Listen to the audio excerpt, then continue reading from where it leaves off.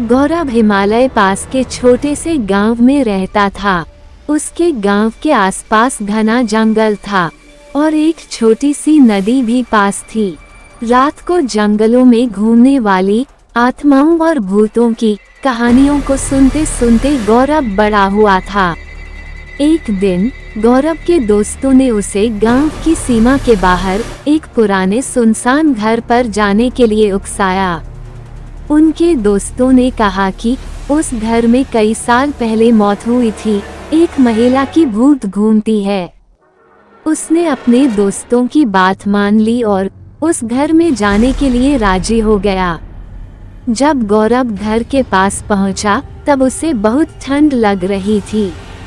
घर बिखरा हुआ था, जिसमें टूटे हुए खिड़कियां थीं और एक दरवाजा था जो खोलने पर जोर से आवाज करता था। गौरव सावधानी से दरवाजा खोला और घर में दाखिल हुआ। घर के अंदर का माहौल बाहर के जैसा भयानक था। छत से जाले लटक रहे थे और हर कदम पर कुछ न कुछ सामान बिखरा पड़ा था। अचानक गौरव को ऊपर एक आवाज सुनाई दी। उसे लगा कि आसपास कोई चल रहा है। गौरव हिम्मत करके ऊपर गया और देखा लंबी बाल वाली एक औरत सफेद साड़ी में उसके तरफ आ रही है। गौरव डरकर भागने की कोशिश कर रहा था कि उस औरत की आत्मा ने उसका एक हाथ पकड़ लिया और गौरव से विनती करने लगा कि मेरी मदद करो। ये सुनकर गौरव चौंक गया।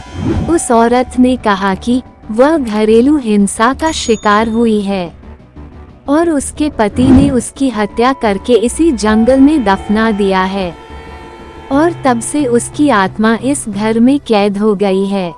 ये सुनकर गौरव ने उस आत्मा की मदद करने का सोचा और उससे वादा किया कि वह उसे मुक्ति दिलाकर रहेगा। गौरव अपने दोस्तों की मदद से उस आत्मा की शरीर को ढूंढता है, जो कि उसे एक पेड़ के नीचे मिलता है। फिर गौरव पुलिस को ये सूचना देता है और पुलिस उस आत्मा के पति को गिरफ्तार करता है और कोर्ट उसे आजीवन कारावास की सजा सुनाता है। गौरव एक पंडित को लेकर उस घर में जाता है और पूजा पाठ करवाता है। इससे उस आत्मा को उस घर से मुक्ति मिल जाती है और वह गौरव का धन्यवाद करती है। गांव वाले सभी गौरव के इस कारनामे से प्रसन्न होते हैं और उसे इनाम देते हैं। उस दिन से गौरव को भूत और आत्माओं से डर लगना बंद हो जाता है। धन्यवाद।